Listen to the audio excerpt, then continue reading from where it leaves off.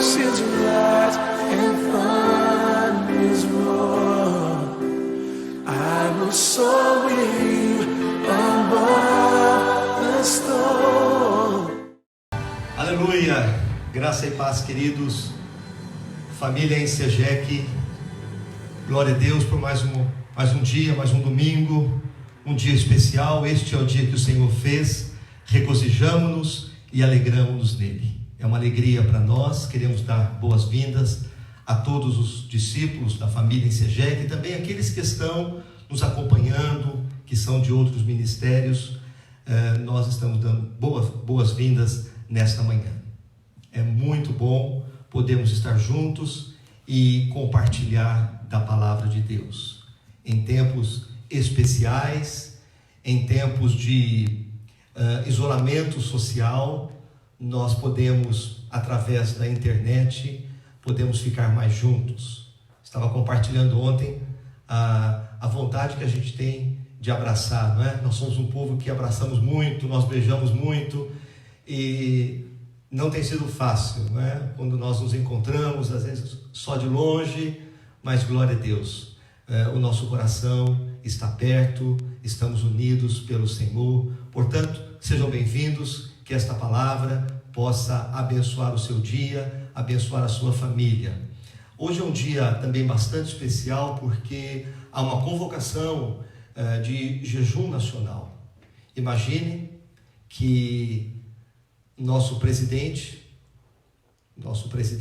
Bolsonaro, ele convocou este jejum, não é? Em rede nacional disse para que as igrejas se unissem em jejum e oração. Isso é algo profético, é algo tremendo, porque Deus está movimentando a nação brasileira, Deus está trazendo uma unidade no corpo de Cristo, todos estão focados no mesmo propósito, num jejum de arrependimento, de busca do Senhor, de confissão, de quebrantamento, de confissão de pecados por nós, pela igreja, pela nação, os pecados da nação. E é maravilhoso ver como toda a igreja de Jesus Cristo está unida neste propósito. E nós certamente sairemos desta situação muito melhores do que entramos. Deus está tratando conosco, Deus está tratando com a sua igreja, Deus está tratando com o Brasil, está tratando com as nações da terra, para que seu nome seja elevado acima de todo nome. Grandes milagres estão por acontecer nesses dias. Nós também estamos nos expondo através da apóstola Valnice, todos os dias, fazendo a ceia do Senhor às 18 horas, recebendo uma ministração, e eu sei que estão acontecendo coisas maravilhosas neste tempo, e espero que você esteja participando também, porque tem sido um momento único de recebermos a palavra apostólica e recebermos também a ceia do Senhor, podendo fazer a ceia em família. Isso tem sido maravilhoso. É claro, tem sido um treinamento, porque a igreja precisa aprender a ser igreja também nas casas. Assim como nós temos aprendido, a igreja ela caminha em cima de duas vertentes, no templo e nas casas. Assim era a igreja de Jerusalém. Portanto, nós também estamos vivendo este momento onde precisamos desenvolver esta comunhão nos lares, de ouvir a palavra, de orarmos juntos, de compartilharmos, enfim, tantas coisas que o Senhor tem feito. Mas é uma manhã especial, é um dia especial por causa do jejum, e eu quero ler um texto que Isaías fala sobre a questão do jejum, para que nós possamos verdadeiramente entrar no propósito do verdadeiro jejum que o Senhor espera de cada um de nós. E lá em Isaías 58, no versículo 6, está dizendo o seguinte: o jejum que eu desejo, o Senhor está dizendo, o jejum que eu desejo não é este, que te libertes das amarras da malignidade e da injustiça. Então, que te libertes. O primeiro foco do jejum somos nós mesmos. Deus trabalhar conosco, com o arrependimento, com o quebrantamento. e que te libertes das amarras da malignidade e da injustiça, que desfaças as ataduras da opressão e que ponhas em liberdade os oprimidos e que despedaces todo o jugo. Se você for ler o capítulo 58, você terá uma visão um pouco melhor, mais alargada do jejum que o Senhor espera de nós. Eu creio que toda a nação, toda a igreja, neste jejum, vai fazer grande diferença. Vai ser um divisor de águas neste ano aqui, para aquilo que o Senhor ainda quer fazer nas nossas vidas. Eu quero convidar você a orar, você e a sua casa, a orar neste momento, preparando o seu coração para a palavra. Vamos louvar o Senhor com 2 cânticos e depois nós vamos ter a palavra. Vamos orar. Pai, nós queremos te agradecer nesta manhã, neste dia lindo, este dia que o Senhor preparou para cada um de nós, para vivermos segundo o teu querer e segundo a tua vontade. Este dia que o Senhor fez, portanto, nós nos regozijamos e nos alegramos nele. Agradecemos-te, Senhor, por toda a boa dádiva que o Senhor tem derramado sobre as nossas vidas, por todo o amor, por todo o cuidado, por toda a provisão, por toda a proteção. Obrigado, Senhor, porque nós estamos seguros debaixo das tuas asas. Obrigado, Senhor, porque nesse tempo de afastamento, de isolamento social, temos podido aprender mais de ti, temos podido ser trabalhados no nosso coração e também como família. Eu creio que o Senhor está fazendo coisas maravilhosas dentro das casas, nos lares da tua igreja. Obrigado, Senhor. E nesta manhã nós nos alegramos por podermos estar aqui juntos para compartilhar da tua palavra. Senhor, que esta palavra que será ministrada nesta manhã possa alcançar cada coração que está conectado agora ao vivo, mas também aqueles que porventura forem escutar depois, que sejam muito abençoados, tocados e transformados por esta palavra que é viva, que é poderosa, que é capaz de mudar a nossa história. Muito obrigado, Senhor. Receba o louvor, a honra, a glória e toda a gratidão do nosso coração. Nós oramos a Ti, Pai, no nome poderoso de Jesus Cristo. Amém e amém. Vou chamar aqui a pastora Márcia, que ela vai nos conduzir um cântico de adoração. Bom dia, amados, shalom. Estamos aqui mais um domingo juntos para celebrarmos ao Rei dos Reis, o nosso amado Senhor e Salvador Jesus. Vamos adorá-lo juntos, aí onde você está. Abra a sua boca e adore-o, porque Ele é digno de ser adorado. Estamos aqui, Senhor Jesus, com esse propósito para te adorar, para engrandecer o teu nome e todo o teu projeto. Nós queremos, Senhor, passar nesta manhã de um modo muito especial, mas em primeiro lugar, queremos que o Senhor reconheça que nós te adoramos. Tu és o adorado da nossa vida, Tu és o adorado da nossa alma, Tu és o desejado das nações, ainda que muitos nem saibam, mas és Tu que eles desejam. Nós te adoramos, te bendizemos. Aleluia. Diga a Ele assim nesta manhã que você veio. A que você veio?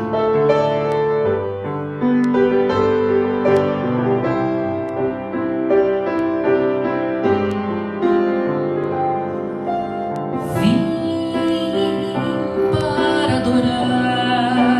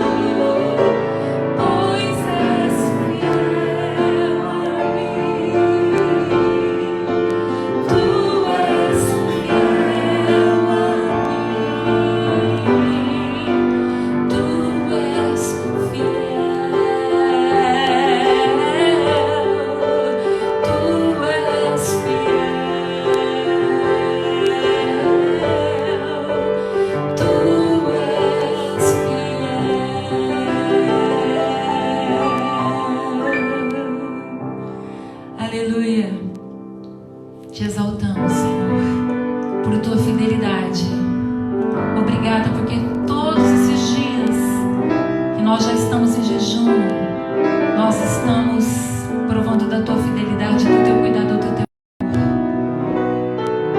Senhor Jesus. Nesta hora queremos exaltar a grandeza dos teus 7 derramamentos de sangue ao nosso favor e declarar o quanto este sangue é poderoso na nossa vida, o quanto ele tem nos guiado, o quanto ele tem nos libertado, nos ensinado, nos transformado. Recebe o louvor que nós te damos, Jesus. O sangue que Jesus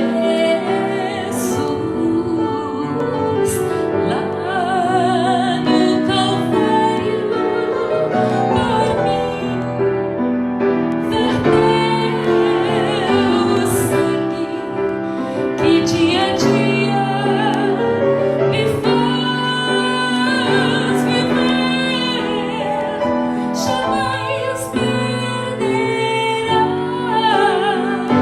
seu poder. Elimina as minhas dúvidas e acalma os meus temores.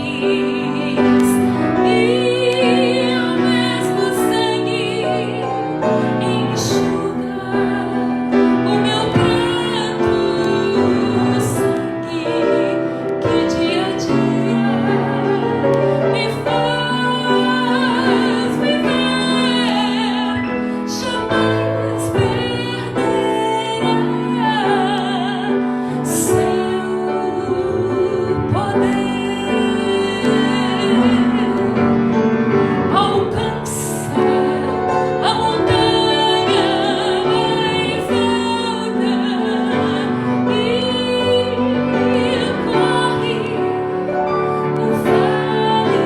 mais alta e corre o vale mais fundo. O sangue que dia a dia me faz viver, jamais perderá seu poder.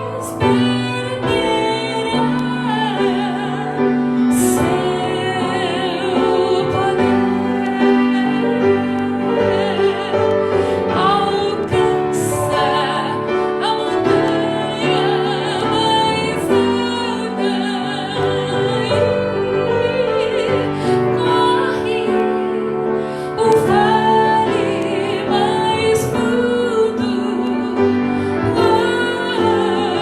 O sangue que dia a dia me faz viver, jamais perderá, jamais perderá,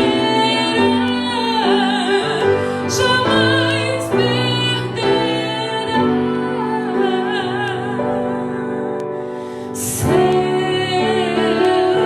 poder.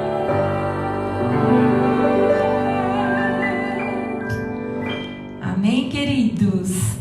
E nós, não vai ser diferente nesta manhã, nós vamos falar a respeito deste sangue, o sangue de Jesus, o sangue que nos faz viver dia após dia. Nós queremos, nessa manhã especial, trazer uma palavra que foi a que o Senhor colocou no meu coração para nós estarmos compartilhando nesta manhã. É bem diferente estar aqui olhando para uma câmera. Gostaria de estar olhando para cada rosto de vocês, mas sintam-se olhados, viu, amados? Porque eu não estou presente aí, mas o Espírito Santo está. O Espírito Santo está para envolver esta palavra e gerar vida em cada um de vocês que estão se expondo a ela nesta manhã. Nós estamos vivendo dias muito especiais porque são os dias que antecedem a Páscoa do Senhor. Nós vamos falar a respeito disto porque estamos nos preparando de um modo novo, diferente, como nunca antes. Estamos ficando em casa, como aconteceu com o povo de Israel, os hebreus que estavam escravos no Egito, e chegou o tempo em que o Senhor os libertaria, e por isso Deus deu alguns comandos a eles, e eles, ao obedecerem, foram abençoados e conseguiram sair do Egito rumo à terra da promessa.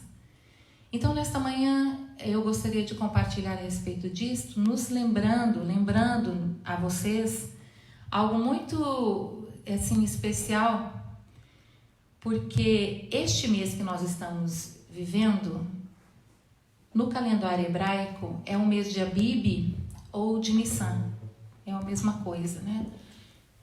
E é um mês que Deus ordenou que se fizesse sempre essa lembrança, trouxesse a lembrança de que um dia o Deus do céu, Yahvé, o Todo-Poderoso, libertara o seu povo da escravidão do Egito. Isso tem muito a ver conosco também. Então eu gostaria que nós, nesse momento, abríssemos aí onde você está na sua casa, abra sua Bíblia no livro de Êxodo, no capítulo 12, para a gente entender, porque, amados, muita gente não sabe o que é a verdadeira Páscoa. Muita gente não sabe. Chega essa época, sabe que foi a Páscoa, na Páscoa Jesus morreu, e depois ele ressuscitou ao terceiro dia, e só sabe disso. Mas a Páscoa, na verdade, foi muito modificada, não é aquilo que o Senhor esperava, com certeza. Então, eu gostaria de ensinar nessa manhã o que é a verdadeira Páscoa. E depois nós vamos a um momento, em um dos 7 momentos que Jesus passou, esse Cordeiro de Deus que tira o pecado do mundo. Nós vamos falar hoje de um dos 7 momentos que o nosso Jesus passou. Mas vamos ao Antigo Testamento, lá no capítulo 12 de Êxodo, quando há a instituição da Páscoa, quando ela foi instituída e qual o propósito dela. E se nós lermos, nós vamos ver capítulo 12, versículo 1, quando o Senhor disse a Moisés e a Arão na terra do Egito: este mês vos será o principal dos meses, será o primeiro mês do ano. Falai a toda a congregação de Israel, dizendo: aos 10 deste mês, cada um tomará para si um cordeiro, segundo a casa dos pais, um cordeiro para cada família. Mas se a família for pequena para um cordeiro, então convidará ele o seu vizinho mais próximo, conforme o número das almas, conforme o que cada um puder comer, para aí calculareis quantos bastem para o cordeiro. O cordeiro será sem defeito, macho de 1 ano. Podereis tomar um cordeiro ou um cabrito, e guardareis até o 14º dia deste mês. E todo o ajuntamento da congregação de Israel o imolará no crepúsculo da tarde. Tomarão do sangue e o porão em ambas as ombreiras e na verga da porta nas casas em que o comerem. Naquela noite comerão a carne assada no fogo com pães asmos e ervas amargas a comerão. Não comereis do animal nada cru, nem cozido em água, porém assado no fogo, a cabeça e as pernas e a fressura. Nada deixareis dele até pela manhã. O que, porém, ficar até amanhã, queimá-lo-eis. Vamos ler até aí, porque aqui eu quero só que nós observemos no versículo 8 como deveria ser a saída deles da prisão, da escravidão do Egito, o que eles deviam fazer segundo a ordem que o Senhor ordenou. Comessem a carne assada no fogo, com pães sem fermento e com ervas amargas. Por que as ervas amargas? Para que eles se lembrassem de como foi sofrido o tempo que viveram lá no Egito. E também o detalhe do versículo, quando diz que é para ungir os umbrais das portas com o sangue do cordeiro, nas vergas e nos umbrais das portas. O detalhe: o anjo da morte passaria e passou. E todos os primogênitos do Egito morreram, porque o anjo passou julgando os primogênitos, porque Deus ordenara assim. Porém, nenhum dos primogênitos dos hebreus morreu, porque todos estavam guardados para dentro da porta, protegidos com o sangue que demonstrava que ali tinha alguém que tinha obedecido a Deus, tinha ouvido e obedecido a Deus. E agora nós vamos para o Novo Testamento para entender. Essa Páscoa foi sendo comemorada ao longo dos anos desta maneira, para que o povo de Deus sempre se lembrasse que um dia Deus os libertara da escravidão do Egito. E teve períodos em que ela ficou parada, até que o povo foi depois restaurado, quando Neemias, junto com o povo de Deus, restaura Jerusalém. O Senhor institui novamente que eles comemorassem a festa da Páscoa. E todos vão fazendo assim até hoje, inclusive os judeus continuam fazendo a Pessa, que é o nome em hebraico. E também um detalhe, essa palavra significa passar ao largo sem efetuar juízo. Isto significa a palavra Páscoa, Pessa em hebraico. E agora nós vamos para o Novo Testamento para entender por que Deus instituiu algumas festas. Na verdade são 7, 3 principais. Das 3 principais são a Páscoa, Pentecostes e Tabernáculos. Amados, não é coincidência.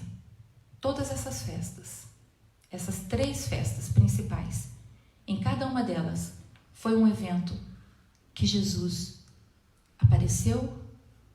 aconteceu dentro do propósito que Deus tinha para cada uma delas. E a Páscoa é uma festa maravilhosa e importantíssima, e é dela que eu quero falar agora. Vamos lá para o Novo Testamento, em Lucas, no capítulo 22. Detalhe, nós estamos hoje no 11º dia do mês de Abib. O mês de Abib começou no nosso calendário no dia 26 de março, mas era o primeiro dia do mês de Abib no dia 26 de março. E hoje nós estamos no 11º dia. E a Páscoa acontece no 14º dia do mês de Abib, portanto é na quarta-feira que é a Páscoa propriamente dita. E os judeus comemoram por 7 dias, então começa no dia 8, que é quarta-feira, e vai até o dia 16. Mas escutem bem o capítulo 22, que tremendo. Primeiro versículo nós vamos ler. Olha só. Estava próxima a festa dos pães asmos, chamada Páscoa. Preocupavam-se os principais sacerdotes e os escribas em como tirar a vida de Jesus, porque temiam o povo.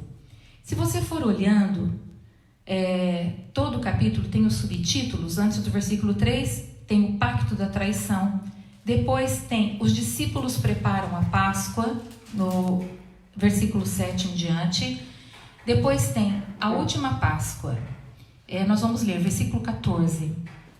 Chegada a hora, pôs-se Jesus à mesa. Digam, a última Páscoa que Jesus estaria com os seus discípulos. Chegada a hora, pôs-se Jesus à mesa e com ele os apóstolos e disse-lhes: tenho desejado ansiosamente comer convosco esta Páscoa, antes do meu sofrimento, pois vos digo que nunca mais a comerei, até que ela se cumpra no reino de Deus. E tomando um cálice, havendo dado graças, disse: recebei e reparti entre vós, pois vos digo que, de agora em diante, não mais beberei do fruto da videira, até que venha o reino de Deus. E, versículo 19, tomando um pão, tendo dado graças, o partiu e lhes deu, dizendo: isto é o meu corpo oferecido por vós. Fazei isto em memória de mim. Digam, repitam, em memória de mim. Semelhantemente, depois de cear, tomou o cálice, dizendo: este é o cálice da nova aliança no meu sangue. Digam, nova aliança no meu sangue. Nova aliança no meu sangue. Que é derramado por vós. Então aqui ele está celebrando a ceia, a última Páscoa, que ele está junto com os seus discípulos, e ele está fazendo algo simbólico, tomando um cálice que representa o sangue dele, e tomando um pão asmo, um pão sem fermento, eu acredito, e repartindo entre os seus discípulos e dizendo: isto é um símbolo do meu corpo, que é partido por vós. Vejam bem, não tinha acontecido nada ainda. Simplesmente ele tinha chegado em Jerusalém, depois de ter estado em Betânia com seus discípulos numa ceia especial, e depois eles chegam a esse momento em que ele vai cear particularmente com a sua equipe, com os seus discípulos, seus apóstolos. E então ele começa a dar esse tipo de comando: vocês vão fazer isso em memória de mim até que eu volte. Então, amados, a Páscoa é para ser um memorial, é para ser algo a ser lembrado com o propósito correto. Porque quando vamos seguindo o capítulo, e isso aqui tem nos 4 evangelhos, quando nós vamos seguindo o capítulo, você vai vendo a sequência de todo o projeto para que o cordeiro fosse imolado. O cordeiro sem defeito, o macho, fosse imolado para tirar o pecado do mundo. Vocês se lembram o episódio de quando Jesus vai ser batizado por João Batista, e João Batista, o seu primo, quando olha para ele, diz: eis o Cordeiro de Deus que tira o pecado do mundo. Porque nas outras antigas Páscoas se fazia sacrifício depois com o cordeiro, com o sangue do cordeiro, tudo para que o Senhor livrasse, perdoasse os pecados ano a ano. Mas Jesus, quando ele vem para ser o cordeiro perfeito que tira o pecado do mundo. Ele quita, ele tira o pecado do mundo. Então a Páscoa é algo muito tremendo, assim, dentro do projeto de Deus, dentro do plano da redenção, porque aqui vai se cumprir aquilo que Jesus prometeu que ele viria fazer. Ele viria morrer a nossa morte para nos dar vida juntamente com ele. E é interessante que quando você vai lendo, até Jesus chegar à cruz, por 7 momentos o seu sangue é derramado. Ele tem o seu sangue derramado por 7 vezes. E tocou muito no meu coração que nós falássemos hoje do primeiro derramamento do sangue de Jesus. Qual o propósito? Cada um dos 7 derramamentos tem um propósito. Jesus pagou o preço completo, perfeito. Por isso que lá, no último momento, quando já ele está ferido do lado, porque o soldado, o guarda, fere, segundos antes dele morrer, ele disse: está consumado, tetelestai, está consumado.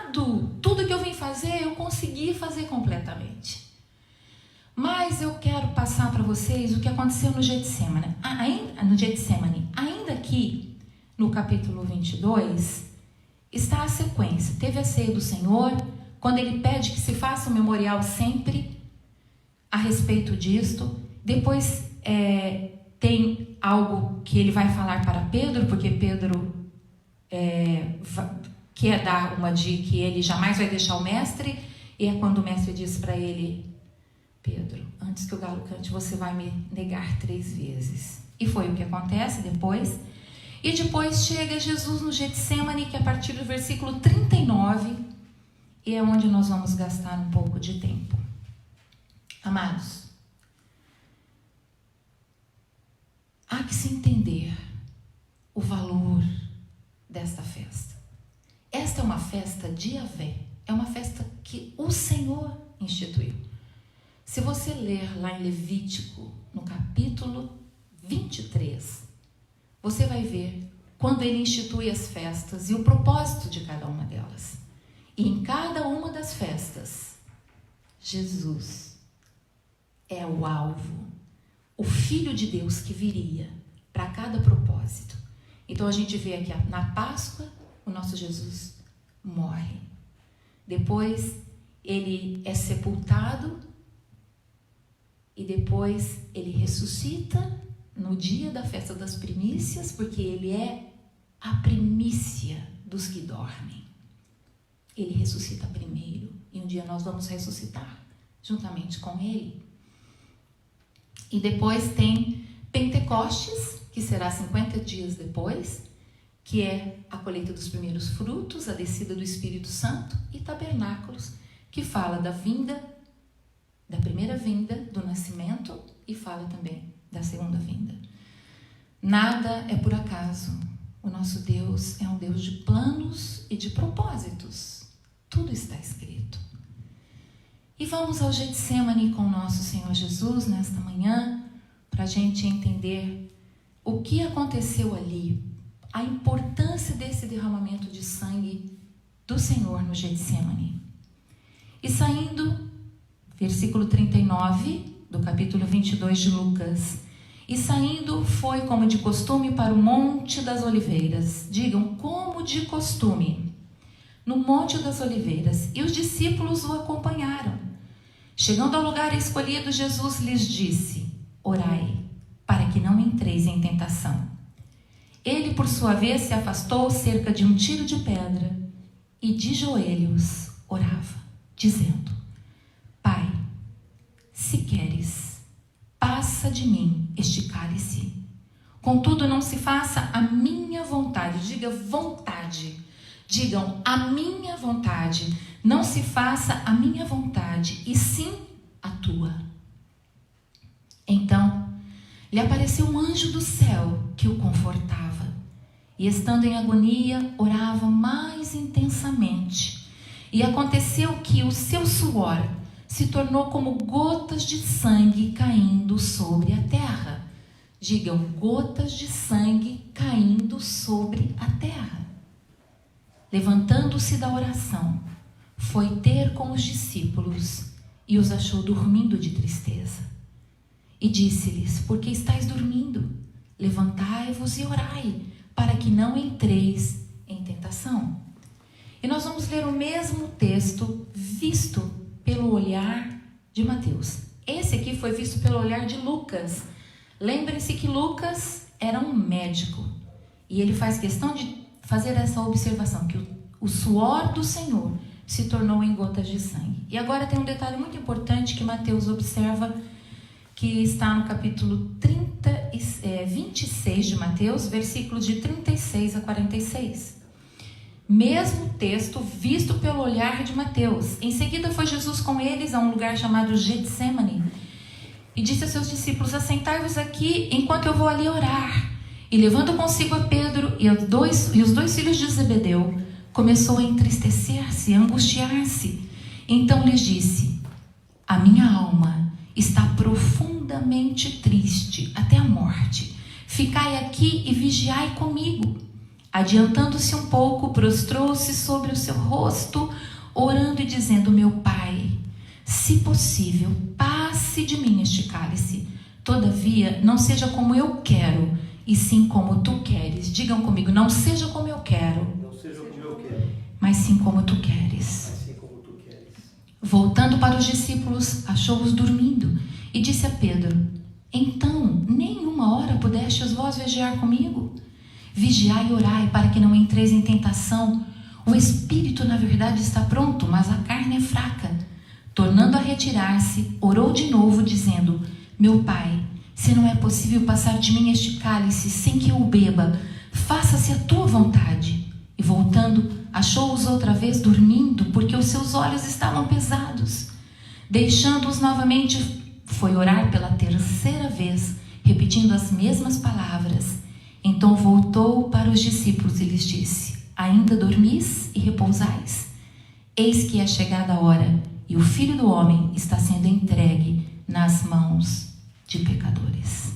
Levantai-vos, vamos. Até aí. Amados, vamos falar agora do que realmente aconteceu neste lugar. Há um ano atrás, eu ministrei na igreja sobre os 7 derramamentos do sangue de Jesus. Desde a Páscoa, cada domingo eu ministrava um. E quando eu fui me expor a estudar o que houve no Getsemane, eu tive uma experiência muito profunda com o Senhor. E eu fui muito tocada ali, porque foi o primeiro derramamento do sangue de Jesus. Verdadeiramente, eu acredito que foi o que abriu a porta para os outros 6 derramamentos. Porque no Getsemane, a palavra do Senhor diz em Isaías que Jesus foi moído por causa das nossas iniquidades. E quando Jesus vai neste lugar que era de costume, e ele escolhe este lugar para estar, o Getsemane. A palavra Getsemane já quer dizer lugar da moenda da azeitona, onde a azeitona é espremida, é moída para a extração do azeite. E é ali naquele lugar que o nosso Senhor Jesus foi ser moído, para que nós fôssemos libertos da força da iniquidade. A primeira vez que a gente ouve a palavra iníquo na Bíblia é quando fala da queda de Lúcifer. Realmente, essa força de iniquidade segue as gerações. É algo que você não quer fazer e quando você vê, você já fez. O próprio apóstolo Paulo lutava com uma força de iniquidade na sua vida que ele disse: o bem que eu quero fazer eu não faço, e o mal que eu não quero, a hora que eu vejo eu faço, e eu esmurro meu corpo e eu reduzo a escravidão. O próprio apóstolo Paulo sofria lutando com isso. Foi corajoso de contar-nos, porque na verdade todos nós sofremos com essa força de iniquidade, mas eu quero declarar nesta manhã que Jesus pagou o preço ali no Getsemane. Amados, foram horas de angústia, quando ele chegava na presença do Pai. Pelo que dá para calcular aqui, Mateus, foram 3 horas de oração. Ele orava de hora em hora, clamando ao Pai: Pai, se for possível, passa de mim esse cálice. Que cálice é esse? Que luta é essa? E eu creio, amados, que essa luta foi a maior luta que ele teve que travar, porque foi com a carne. Porque quando ele diz aos seus discípulos, na verdade o espírito está pronto, mas a carne é fraca. Porque aqui ele estava vencendo a carnalidade, ele estava vencendo a vontade humana. Porque quando ele diz assim: Pai, se for possível, o Senhor passa de mim esse cálice, mas não se faça a minha vontade, mas a tua vontade, a vontade de Deus.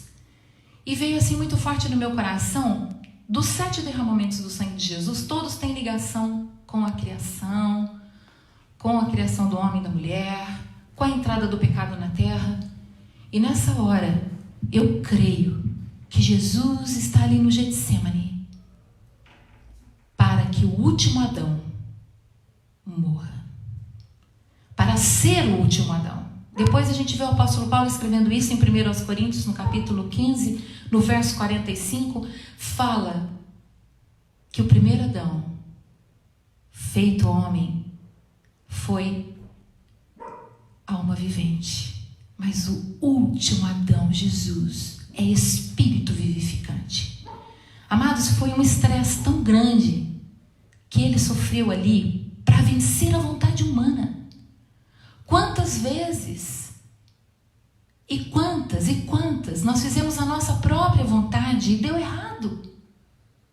Por quê? Porque nós não consultamos ao nosso Deus.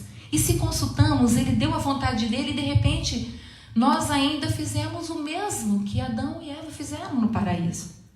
Desobedecemos. Aqui, num jardim, Adão desobedeceu, pecou. E num outro jardim, no jardim da moenda, onde Jesus está sendo moído para que as nossas iniquidades sejam perdoadas, ele vence depois de 3 horas de luta, porque ele estava com estresse emocional, estresse psicológico, porque ele tinha que vencer a vontade humana. Não é fácil vencer a vontade humana. Amados, esse suor de sangue se chama hematidrose. E quando você consulta médicos a respeito disso, e lembre-se que Lucas era um médico, é ele que narra essa condição, ele diz que é o extremo de um estresse físico e psicológico. Estava começando o processo de tudo que ele viria a passar.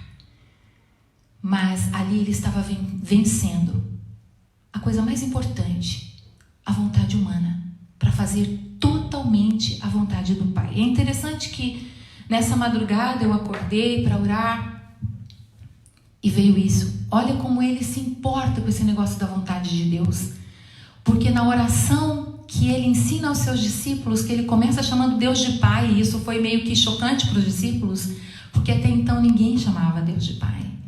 E ele ensina os seus discípulos dizendo: vocês vão começar a orar, a falar com ele, vocês vão dizer assim: Pai nosso que estás no céu.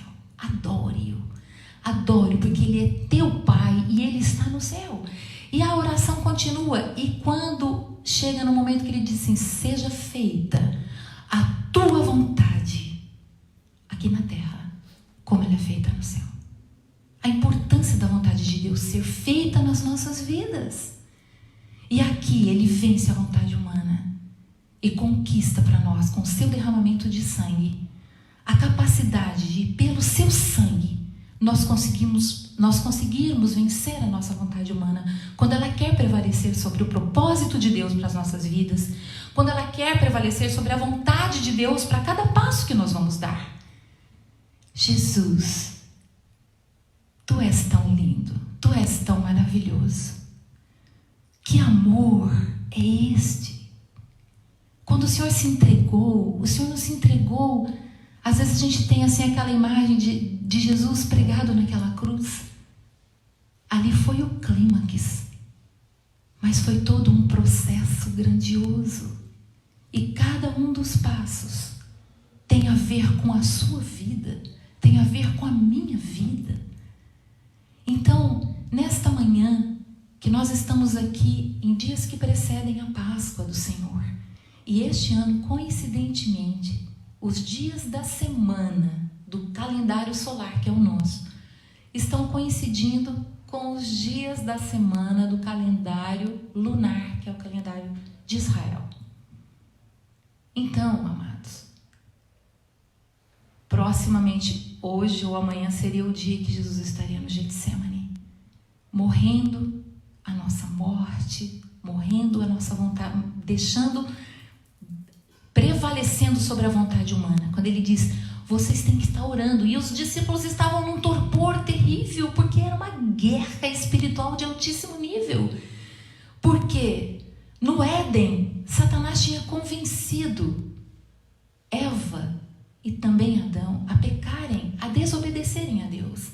Agora é outra guerra espiritual de altíssimo nível, quando Jesus tem que vencer essa vontade humana. E ele diz finalmente: não se faça a minha vontade, como homem. Tanto, amados, que ele sangra ali, porque ele é homem. Ele está ali vencendo a vontade de homem, a vontade humana. E ele vence. E ele venceu. E logo em seguida, nos próximos versículos, a partir do versículo 45 do capítulo 22, já chegam para prendê-lo. Aí continua todo o processo, até que o nosso Jesus vai à cruz. Isso vai acontecer no 14º dia de Nissan, que será na quarta-feira, 8 dia do nosso calendário. 8º dia, né? Dia 8 de abril, nosso calendário.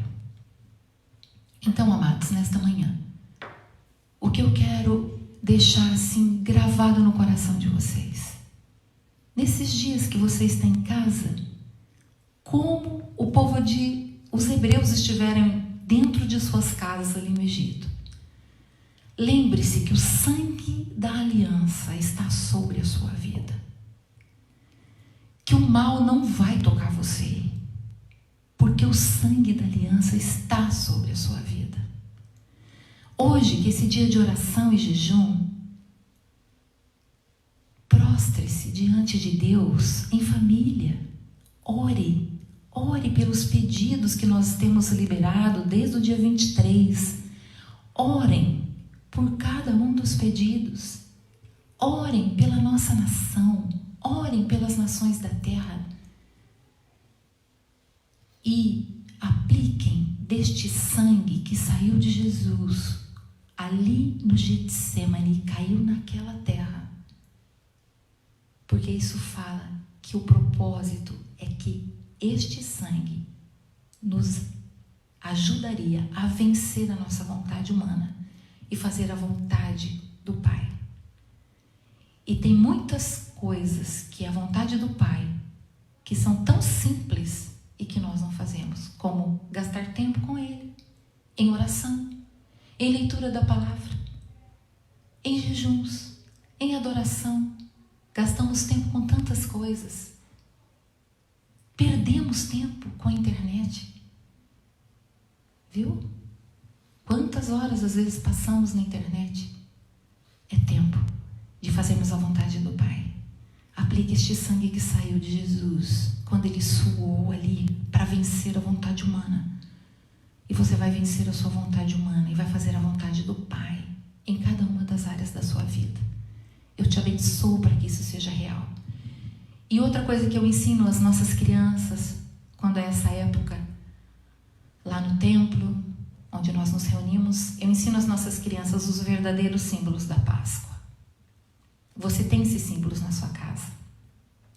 O pão, o vinho e ervas amargas. Este é o símbolo verdadeiro da Páscoa, que fala do sangue do Cordeiro, do pão sem fermento, que é o nosso Jesus que morreu sem pecado, Cordeiro de Deus Santo, que tirou o pecado do mundo e que tira o pecado do mundo. E as ervas amargas, que é para nos lembrarmos de quão amargo foi o tempo que nós estivemos longe do Senhor. Como eles estavam no Egito, nós estávamos no Egito também, antes de encontrarmos Jesus. Então, amados, até isso perverteram a Páscoa. Isso deixa o coração de Deus muito triste, porque fizeram muito o oposto, tudo o oposto. O símbolo da Páscoa verdadeiro é o cordeiro, não o coelho. Colocaram o coelho, um animal bonitinho, engraçadinho, porém ele é considerado um animal imundo na Bíblia. Está escrito no capítulo 11 de Levítico. Olha só como a astúcia do inimigo de colocar algo totalmente oposto ao que é Jesus. Aí, pão sem fermento, porque o fermento fala de multiplicação, inclusive é símbolo de pecado na Bíblia. Aí eles colocam ovos, que é símbolo de multiplicação, assim como o coelho também, que tem muitos filhotes. E ervas amargas, eles colocam chocolate doce. Olha só, perdeu o sentido verdadeiro da Páscoa.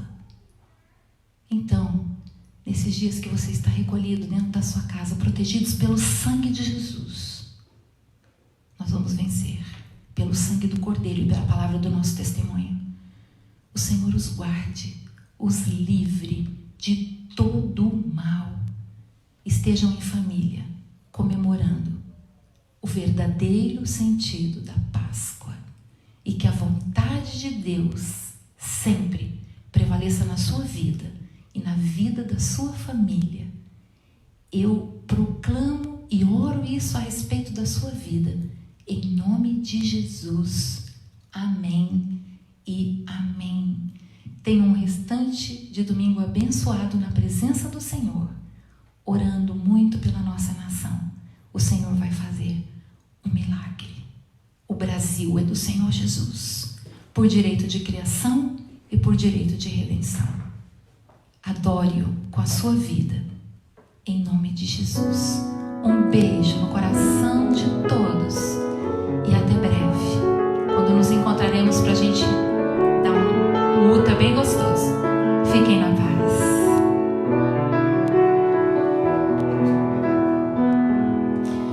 Venha o Senhor, minha vida oferecer como oferta de amor e sacrifício.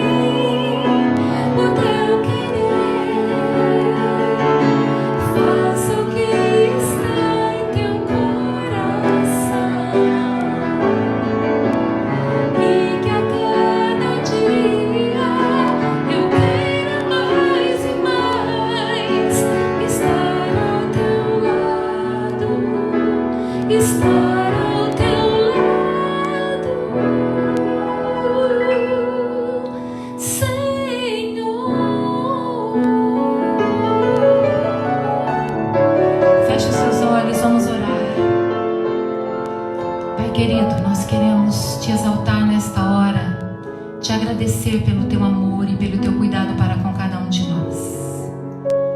Te agradecemos por Jesus, nosso amado Senhor e Salvador, que foi fiel até a morte de cruz, a morte que estava designada para os malfeitores. Verdadeiramente Ele levou sobre si as nossas dores. O castigo que nos traz a paz estava sobre Ele, e pelas suas feridas nós fomos sarados.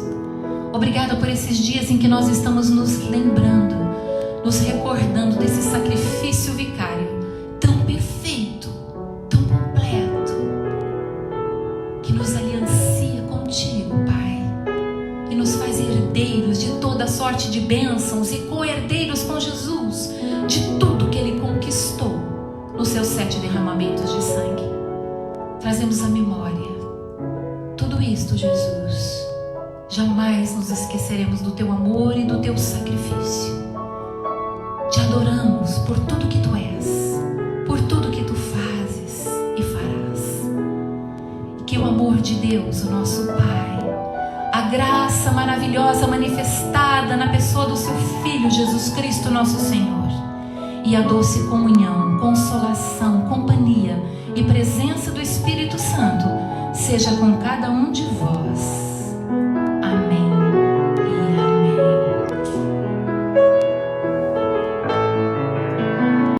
When the oceans rise and thunders roar, I will soar with you.